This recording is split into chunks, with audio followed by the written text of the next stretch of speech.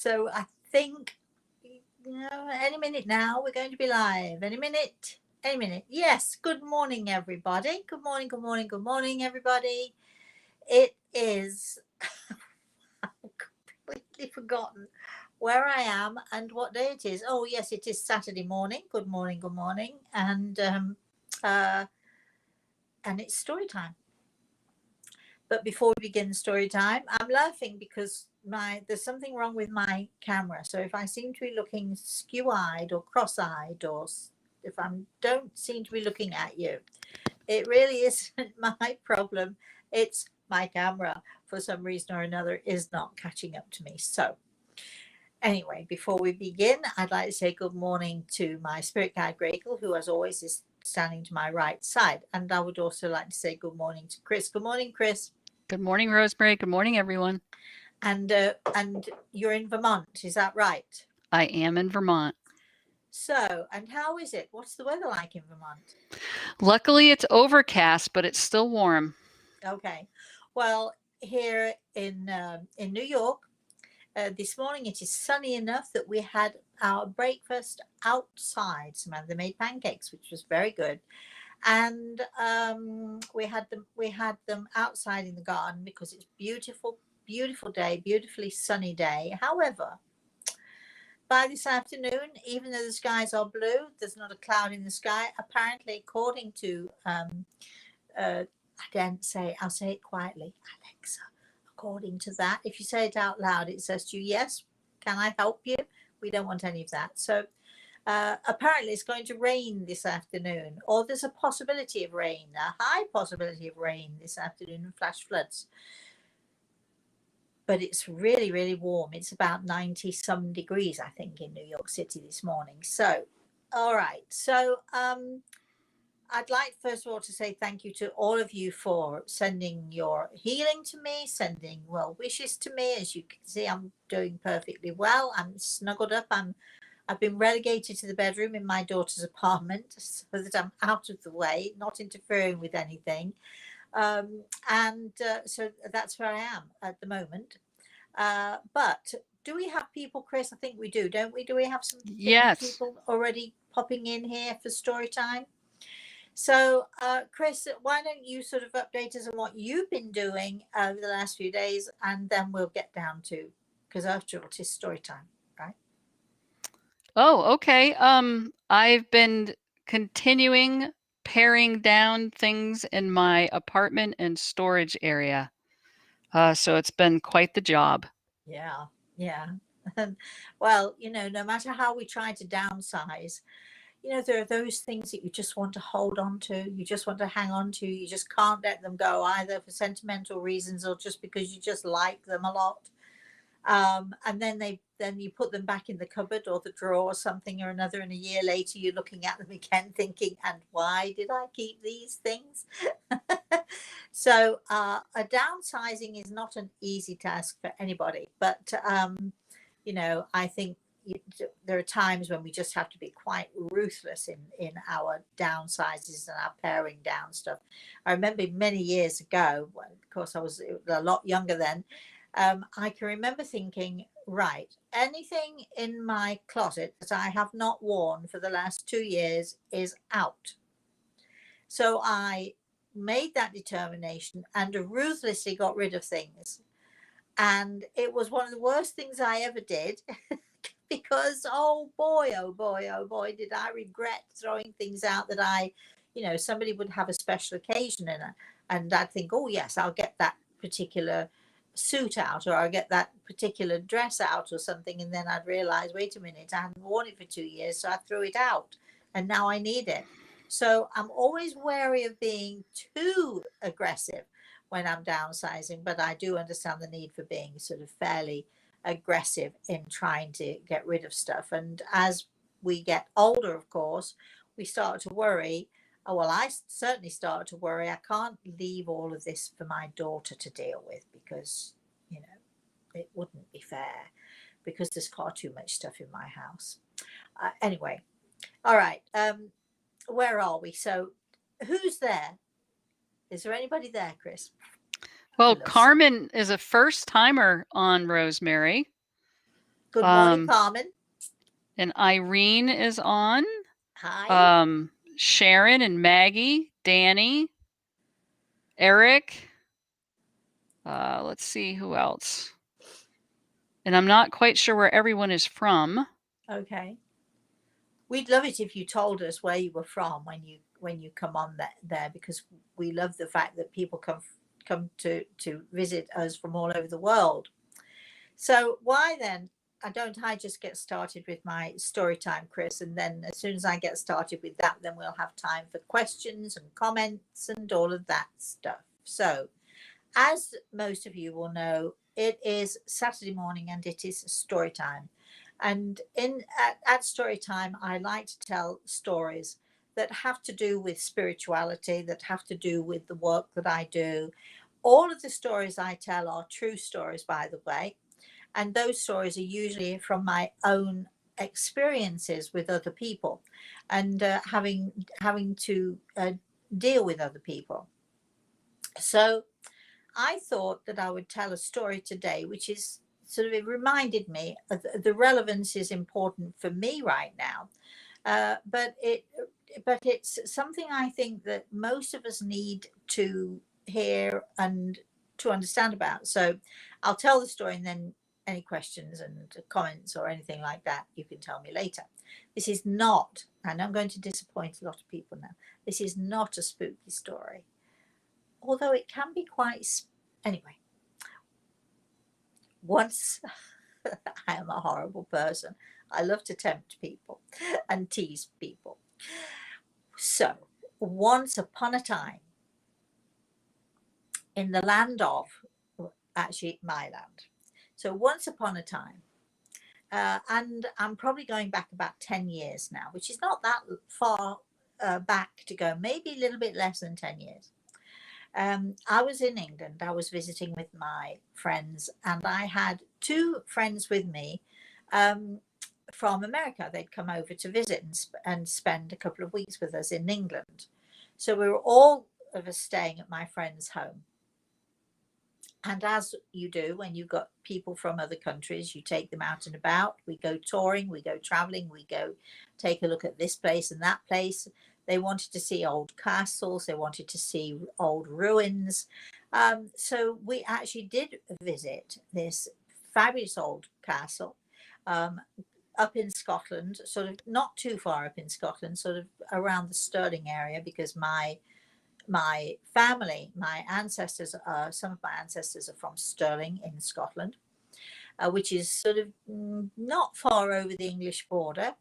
Anyway, so, excuse me, we were having an absolutely great time, and we were touring and we were visiting, and we stayed overnight at this old castle, which, you know, if you're American, you know, you love that kind of thing, because the one thing you don't find, or that I haven't found so far here in the United States, and if you know of a place that has an old castle, you could let me know, but you don't find too many old ancient castles or ancient buildings of any kind in the United States, because it's a fairly new country.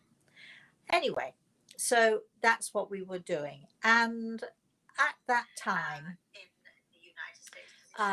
we were visiting York, and we stayed at the old castle. Then we went to a place called York, which is in the north of England, and where they built the Roman walls and the fabulous history, but also fantastic for shopping as well, I might tell you. And we were going great. Everything was fine. I wasn't feeling sick. I wasn't feeling anything, but you know, this is good. And at the end of our shopping day in York, we decided to stop at a hotel that I often use for tea, typical English tea. So there we were, and two of the girls were parking the car, and one of the girls was with me, and we ordered the tea, and then our friends came to join us. And as I took my very first bite of tea, of this, it was toast actually, I started to feel a little bit of a twinge in my back. followed by another little twinge in my back. Now, the truth is that I had been feeling those twinges on and off for several days, but it's normal for me to feel those twinges, and it's normal for me to have that, odd feeling from time to time. So I didn't think much about it. But this little twinge got to be a bit of an ache.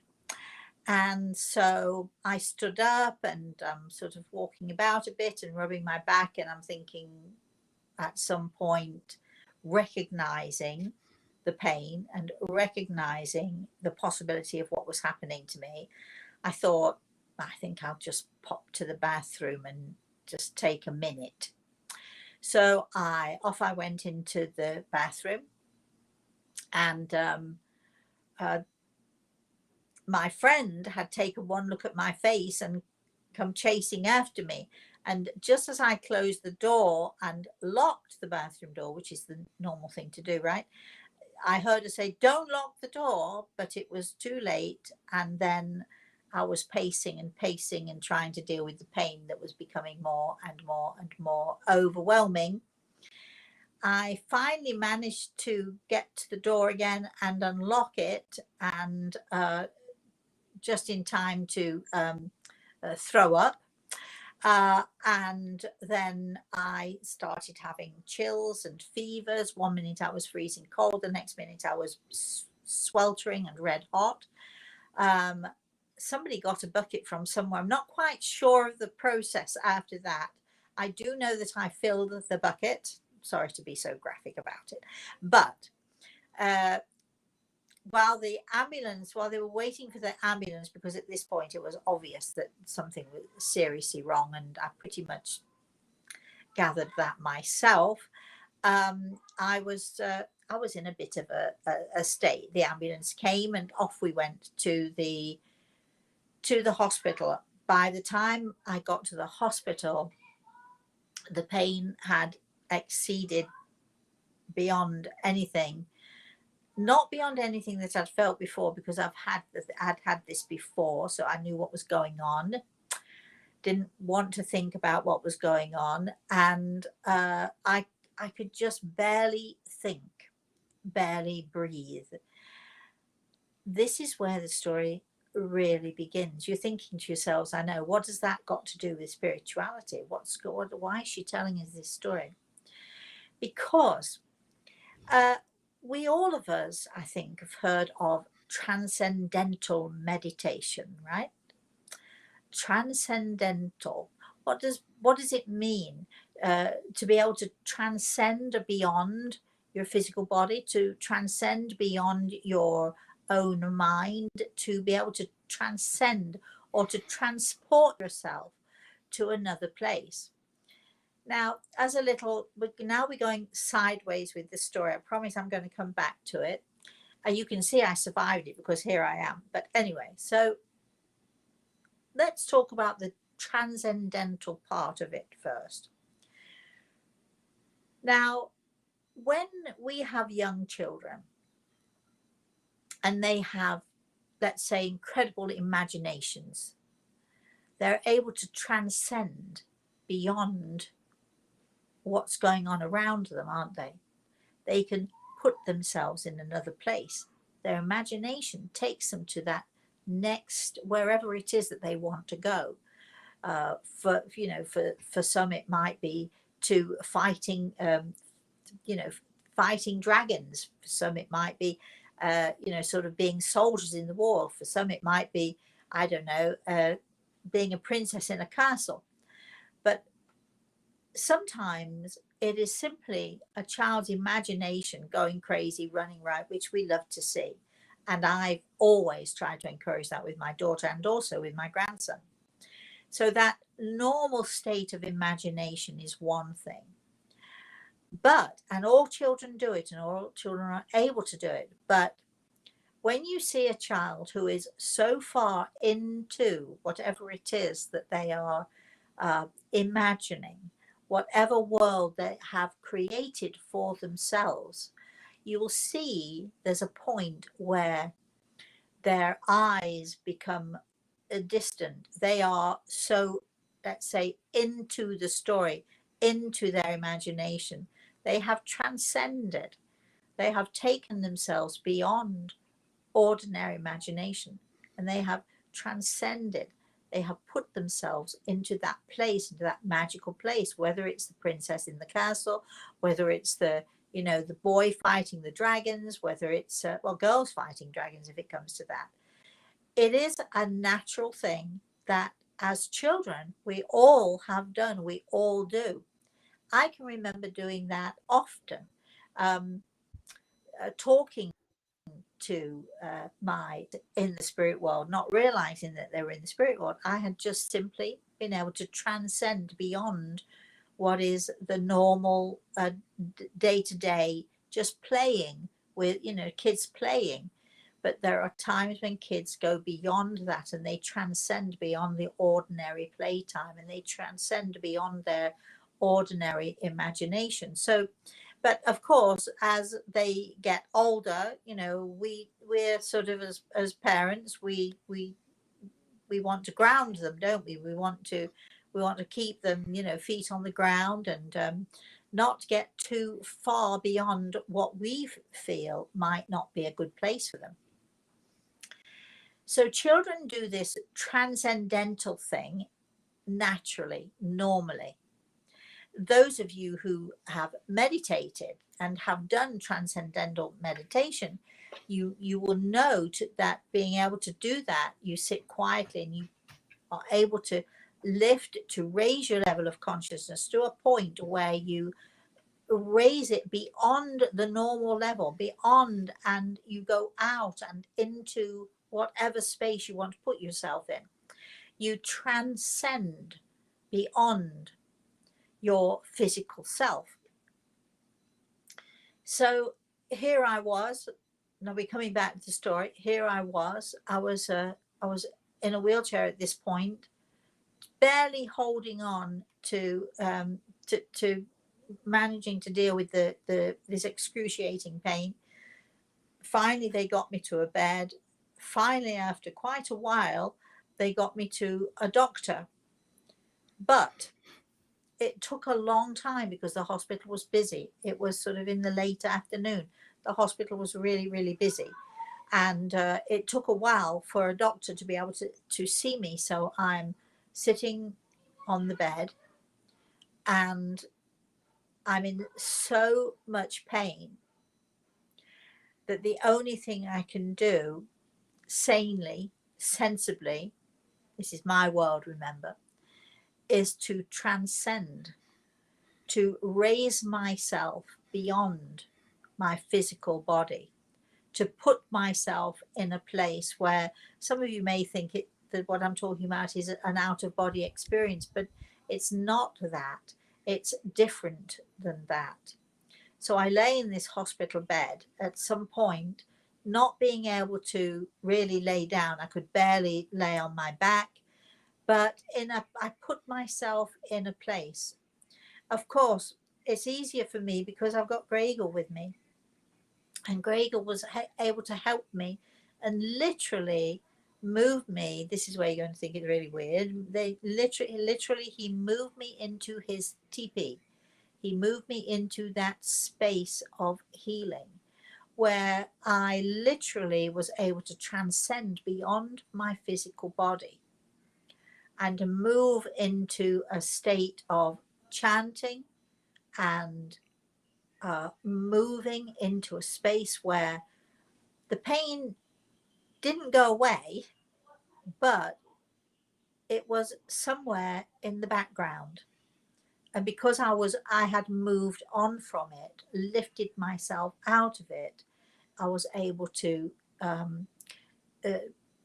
ignore it, let's say. I was able to, because I was in another place, I put myself in another place. Just like children do when they're playing, I was able to move into that other place. And in that other place, I could hear the chanting. I could feel the energy. I could feel the energy, the spiritual energy of the Native American community gathering around me, lifting me, helping me, and helping me to deal with the pain that was so incredible for me at the time. Transcendental healing, transcendental mindset, transcendental putting yourself into that other place. For me, though, it has to be a place of spirituality. It has to be a place where I can trust. It has to be a place where I can go, so that even though I was in the bed and aware that I was in the bed and movement around me, I had also moved. My mind had moved to that other place, that other spot. Now, some of you who have been sick, some of you have been really sick, you know what I'm talking about. You might not have been able to put a name to it, but you know the experience, and you're probably saying to yourselves, oh, that that happened to me. Yeah, I did that. That happened to me. I didn't know that that was what it was called. Well, we're moving in this transcendental way, transing, moving in a trance-like state to a transcendental place of safety, a place of well-being, and a place where you can cope with whatever it is that is going on with you in a physical sense.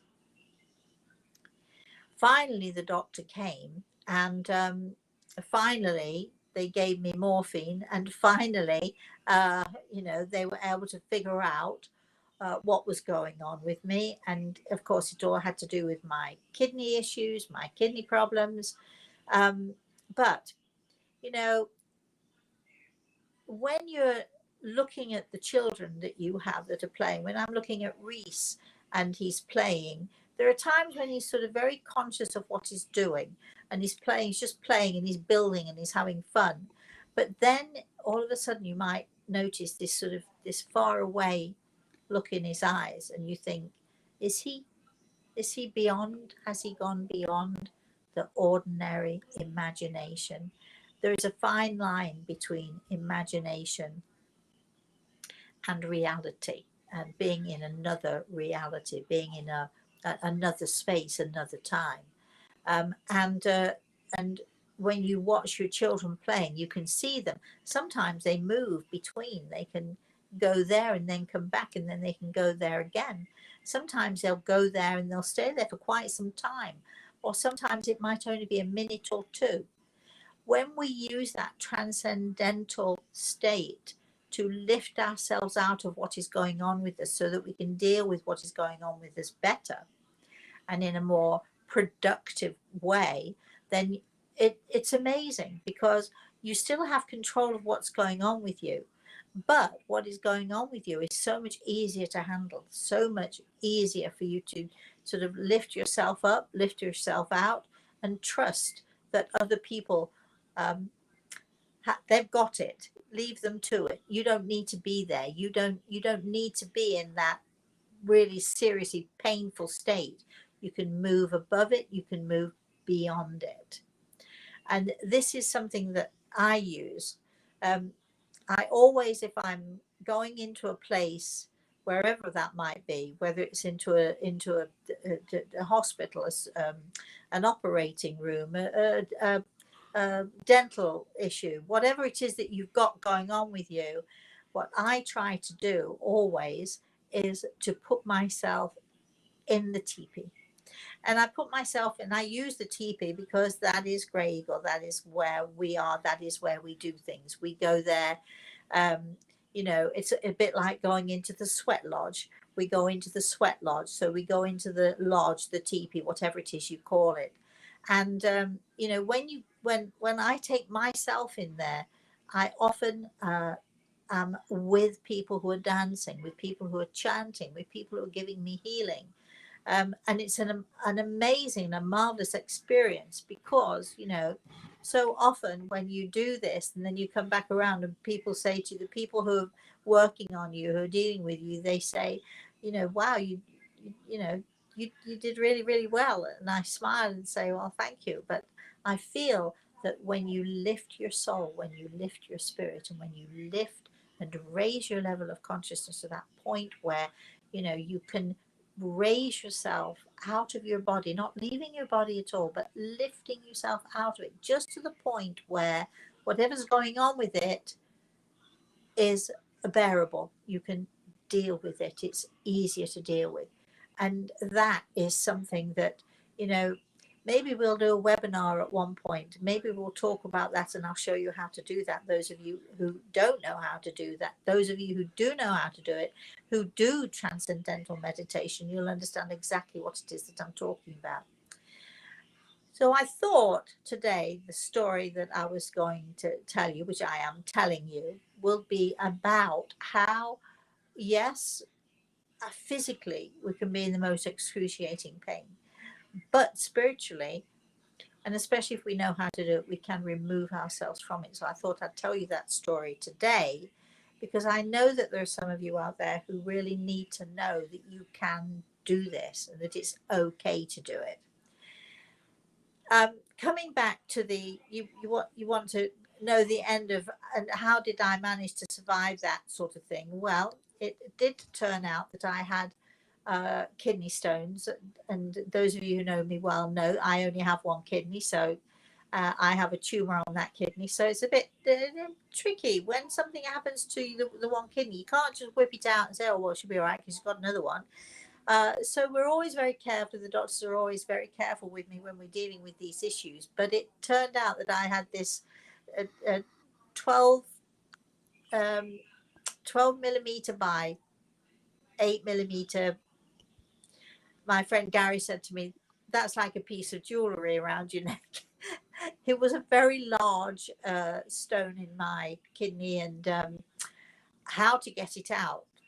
And that is a whole other story. And I ended up having to go back to New York to have that. It was a surgery, having that done little bit by little bit. But you can see here I am, and I'm fine.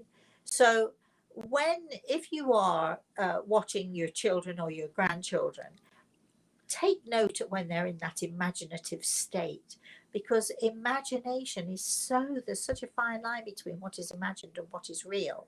And sometimes our children, without even realizing it, they'll sort of we call it spacing out, don't we? They'll space out.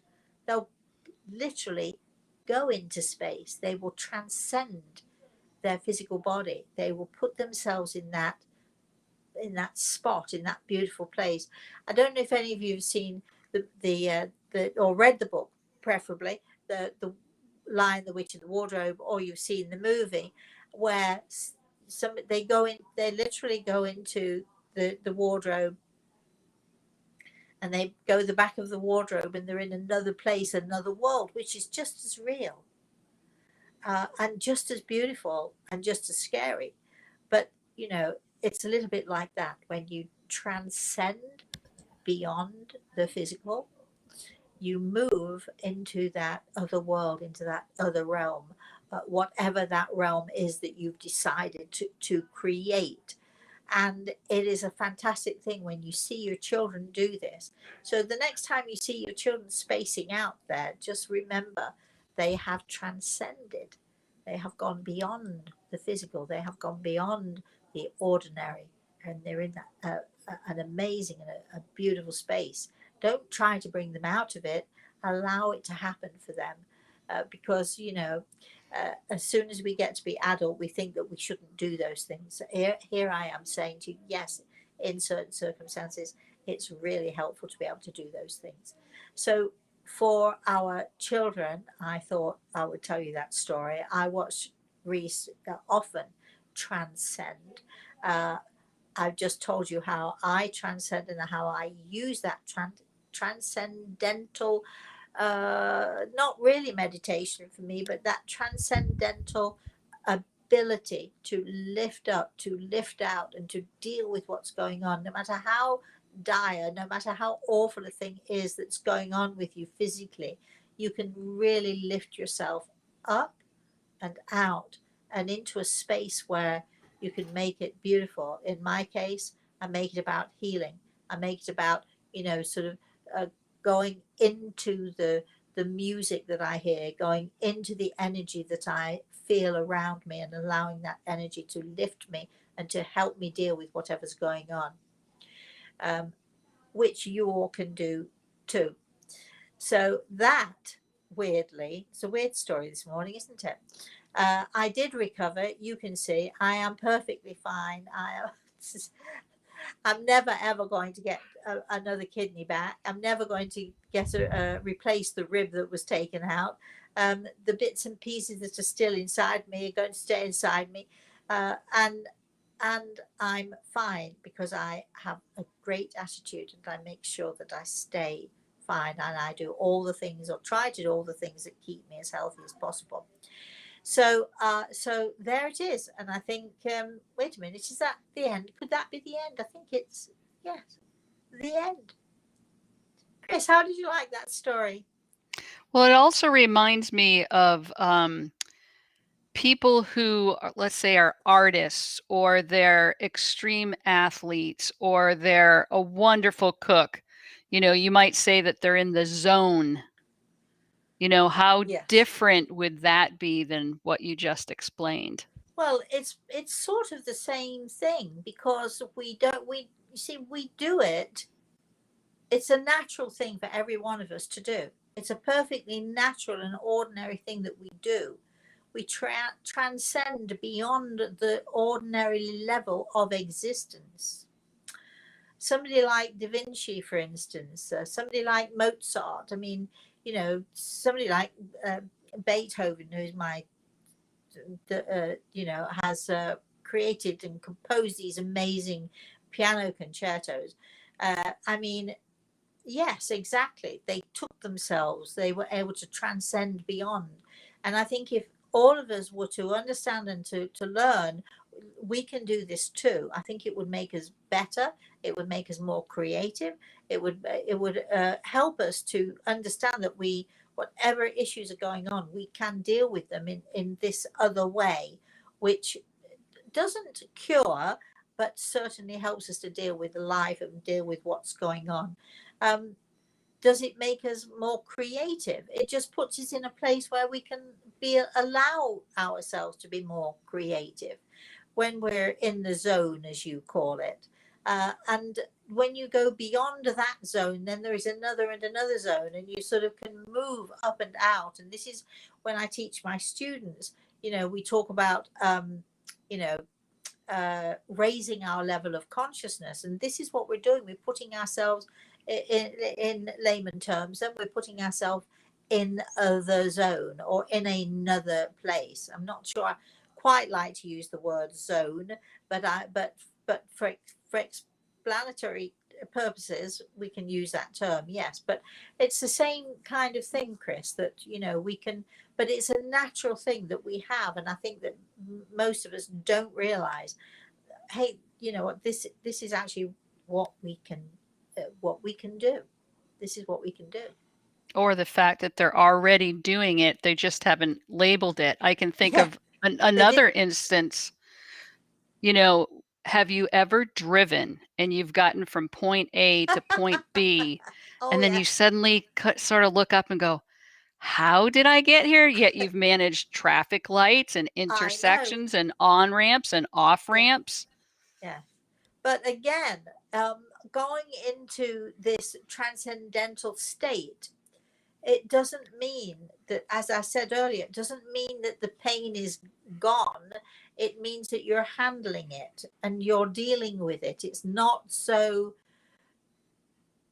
It doesn't send you mentally deranged. You have moved beyond it. You've raised above it, and you've moved beyond it, which means that you can handle it in a much calmer way and in a much better way. Yeah. So, Interesting. yeah. Well, and I also think maybe a lot of the difference between the zone, as how I was just describing that, and, driving from point A to point B, and then how you used it to combat the pain is yours was very purposeful and in a way structured with intent. Mine's Whereas, deliberate. right, when the child is playing, when the painter is painting, when the driver's driving, it just sort of happens. You're But not this is but saying this for is it to what I'm happen. saying. This is what I'm saying. It's a natural ability that every one of us has. Yes. we move into it or upward to it naturally.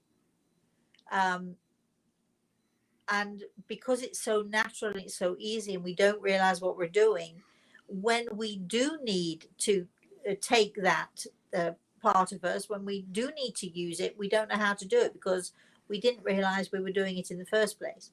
What I do is I take something that is natural and ordinary, but I use it, I use it in a deliberate way. I place myself in a space, I move, I raise my level of consciousness, I lift myself, I connect more with my soul, I connect more with my spiritual energy. It is a deliberate thing that I'm doing.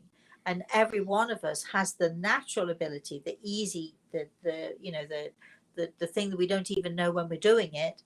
But then we can harness that. We can harness that energy and use it to sort of really help us in so many different ways. Julie says, if transcendence makes me more resilient, it's definitely worth practicing. And so glad you're feeling better. Thank you. Did I say So, I was feeling better? you have. There are a number of people early on in the chat who are all so grateful to see you here and sending well wishes and healing thoughts to you. And I do thank you all for that. And you see, now I've just thought, this is why I thought, look, why don't I just explain to people that, not that, again, not that it takes anything away, doesn't take the pain away, doesn't take the issue away. But what it does is it puts you in a place where you can help it, and you can help yourself to deal with it in a much better way than sitting and worrying about what's going to happen next, and oh, will I recover from this or this, and so on. You know, um, Instead of worrying about the consequences, sometimes it's simply good to transcend beyond. I like that Julie's saying if it helps me to be more resilient, because it certainly does. It does help you to be more resilient because, you know, if you, for instance, if you're going into a situation, you know it's possible that it's going to be painful, be prepared, get yourself ready to travel, baby, because you're, why would I stay here? Let me move here. So you can use it in all kinds of ways. Rhonda says, I quite inadvertently learned to transcend when I was a young lady going through a really awful time in my marriage. Yes, and when you say Rhonda, I love that. When you say you accidentally, was that accidentally learned to transcend? Um, it isn't an accident. It's a natural thing that every one of us has. Um, you accidentally discovered that you could do it. Not that you accidentally transcended. You have always been able to do that. My guess is you did that when you were a child, perhaps more so than most people.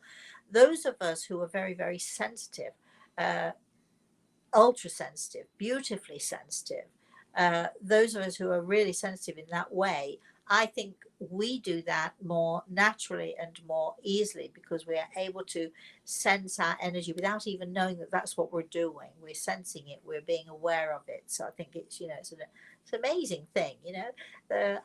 Remember, we are spiritual beings having a human experience. Teilhard de Jordan said that. Now, I always like to add on to his quote. I'm not responsible for his quote, but I like to add on to it. This part I'm responsible for. So his quote is, we are spiritual beings having a human experience. I like to say, in a spiritual way, because I feel that I'm a spiritual being having a human experience, hopefully in a spiritual way. So that's what I attempt to do. And when I'm transcending, when I'm lifting myself, when I'm raising my level of consciousness, when I am talking to people in the spirit world, I am automatically raising myself above and beyond that normal ability to see and to hear. I go beyond it, which is great. So I'm transcending all the time. So using it all the time, and it's natural. We can all of us do it. The more sensitive you are, the more you're able to do it, easier. But we're all able to do it. All right, Chris. Comments Sarah, and questions. Sarah's wondering, is the way to acquire this skill to keep up daily meditation? Everybody has their own way of doing this, Sarah. I mean, I really encourage my students to learn to meditate. So many people say that they meditate, but what they're really doing is contemplating. Meditation means transcending above and beyond and having nothing going on in your mind, in your head. A lot of people meditate, but they find themselves at some point working out what they're going to have for dinner, or they're working out what to go to do when they go to the grocery store.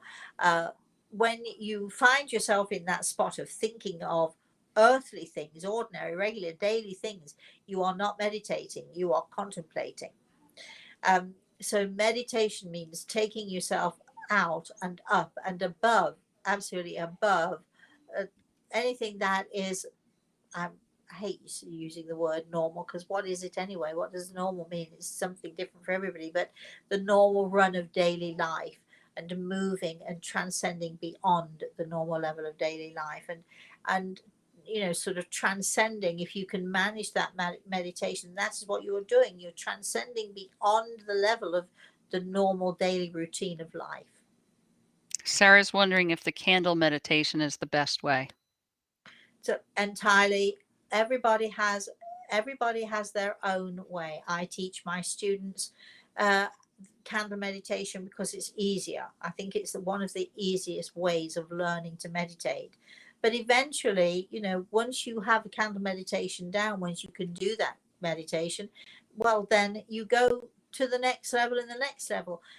Meditation should not require anything. True deep meditation and transcendental meditation, certainly, you don't necessarily need anything to focus on, because you've already learned how to focus within you.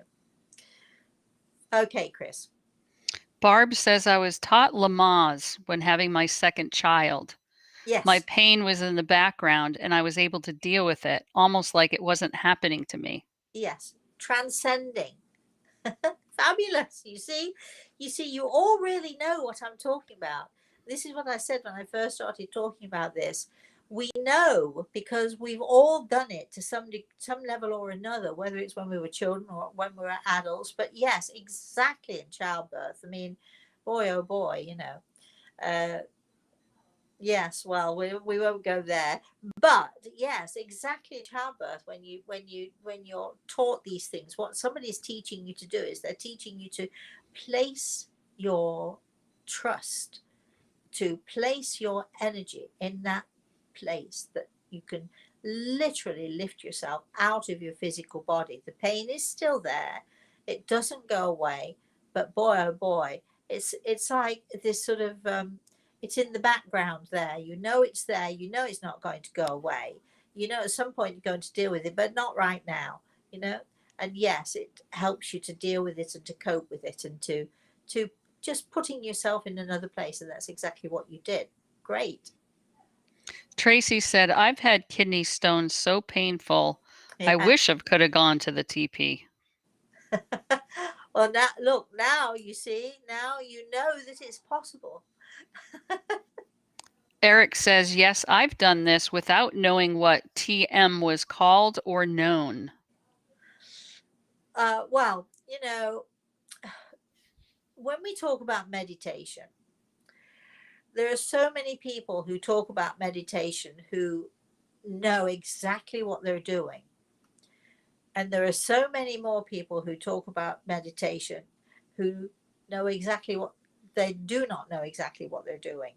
So when you're listening to people and when you're learning about meditation, just be careful. Make sure that you always keep your feet on the ground on the one hand, but that you're able to move forward slowly and attempt it slowly. And if you've never done meditation, my best advice to you is find a good teacher, because as I've said, so many people think that they're meditating, but in fact it turns out that they're contemplating. So meditation is literally, there's a great story, the Buddhist story. I've told this story before. The Buddhist who decided that he would meditate on a peach stone, And he would sit and for years and years and years and years and years meditating on the peach stone, to the point where he became very, very well known. And people would come from all over the world to witness this man who sat for hours and hours and hours upon hours gazing at the peach stone and meditating on the peach stone. One day, all there was left was the peach stone. Now, if you are truly into meditation and you have meditated, you will absolutely know what that means. If you are puzzling it out, then you need to learn a better way of meditating, because eventually, and I will help you out here. Eventually, the Buddhist became the peach stone. That's all I'm saying for that for now. But meditation is really a true art, and there aren't too many people who know how to truly, sort of master that art. Yes, Chris. We didn't talk about this, Rosemary, but are you giving out any messages today so I can sort through the questions? I'm not today, if that's okay. I'm sorry to disappoint. I promise I'll be back to whatever it is at some point, but not right now at this point. I'm trying to save myself for next Saturday, because I should be spending 3 solid hours next Saturday giving messages from the spirit world. And as I am still not 100% by any means, don't worry, I'm really doing okay, but I'm still not 100%. But I want to make absolutely certain that I do not drain any energy that I have or create any depletion in my energy, because next Saturday morning we are having our webinar, and at that webinar I will be spending 3 hours with all of you who've joined the webinar. Are you excited? I'm excited.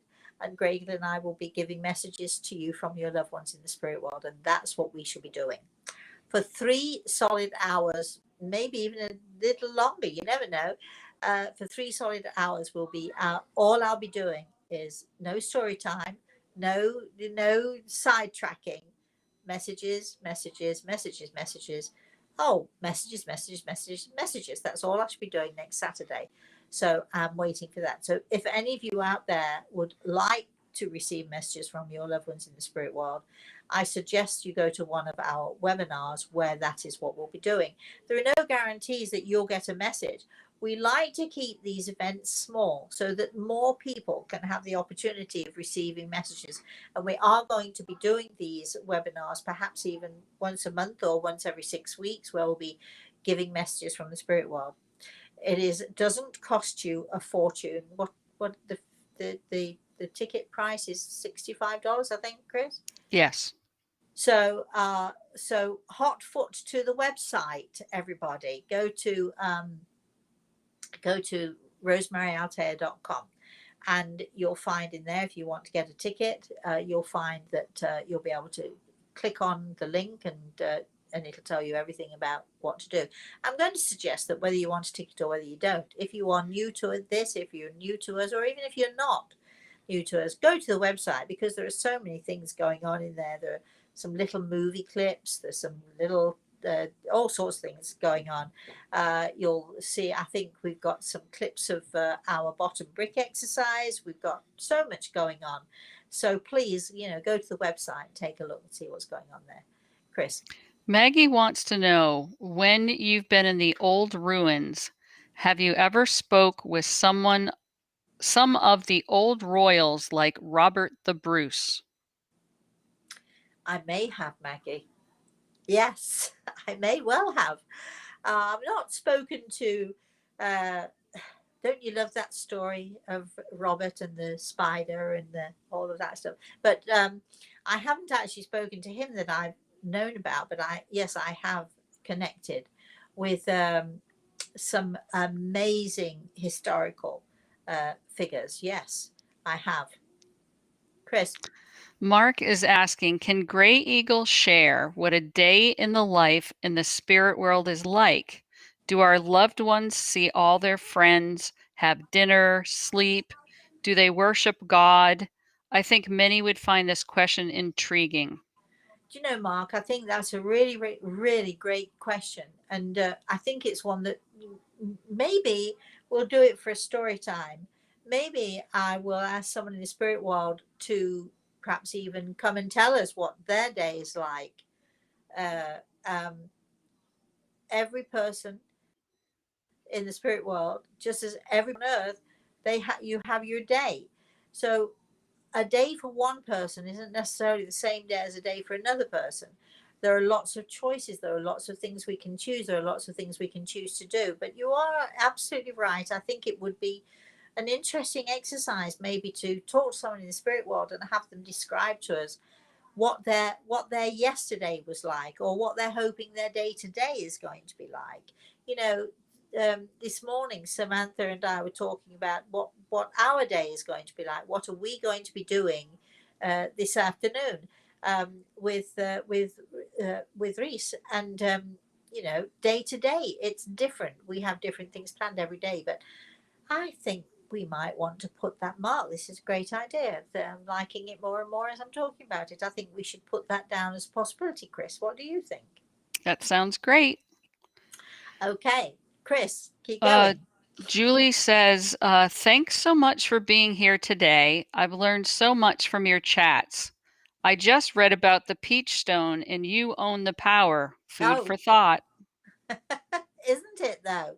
Yes, I love You Own the Power because it tells it, well, first of all, it gives us exercises to do, it tells us different things to do, different things to look out for, and so on. But it's also a fascinating book just all by itself. So, yeah, Chris. Mark says, I love you both and look forward to the birthday gift you gave me for the webinar next Saturday. I'm anxious and excited, and who knows, you may see my face and hear my deep voice. Oh, well, yes, because at the webinar, you will, you don't have to, but you will have the opportunity to come on camera with me and actually speak to me face to face. Mark, would you like to do that? Maybe that's what we shall do. You just never know. We never know what's going to happen at these webinars, but they're always exciting and they're always fun. Okay, Chris. Cheryl says, despite being late, best wishes and love to you. Carmen says, what a great experience. She wrote that, as you were telling your story. The other ones had to do with hoping for messages. So that's all I have, and we're coming up close to the hour anyway.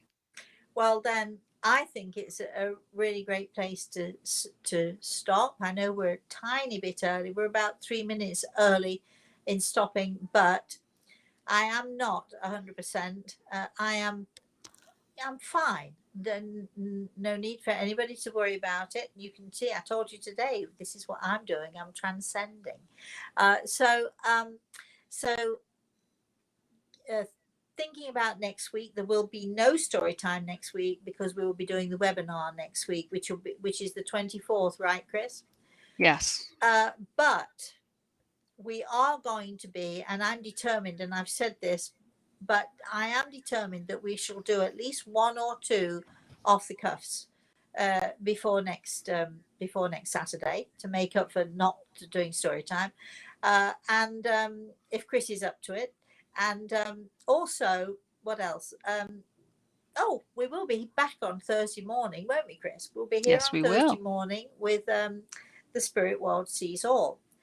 If you want to know more about healing, if you want to know more about transcending, I would suggest you start with going to YouTube and going to the what is it, Healing Hands Around the World, because there are lots of videos, and I show people not only how to give healing to themselves, how to give healing to others, but I show people how you can, using visualization techniques.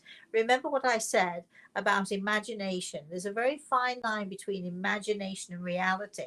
And there's a very fine line between imagining and visualizing. And when you start to visualize, the teepee. That is helpful in using that visualization to transcend and to be able to transcend beyond whatever is going on with you. And you can see those lots of videos on YouTube. If you go to my YouTube channel, Rosemary Altea YouTube channel, and if you go there, I think, what is there on there? I think there's cooking on there. I think there's what else is there? There's healing hands around the world.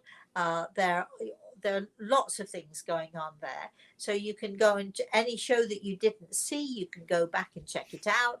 But if you are interested in learning how to transcend, I suggest that you look at those healing videos that we've done, so that that can give you some idea of how you can get yourself into the right mindset.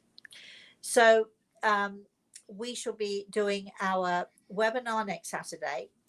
Next Thursday, we should be back at 11 AM Eastern Standard Time to do our The Spirit World Sees All. We will be doing, I promise you, we will be doing at least one, if not two, off the cuffs, which are always fun to do. And we shall be, letting you know more and more. So keep checking with us on our website, keep checking with us, Facebook, Twitter, where else? Instagram, you name it. We're all over the place. So keep checking with us, everybody. In the meantime, it is Saturday. I'm in New York. I'm so excited. I have my grandson and my daughter.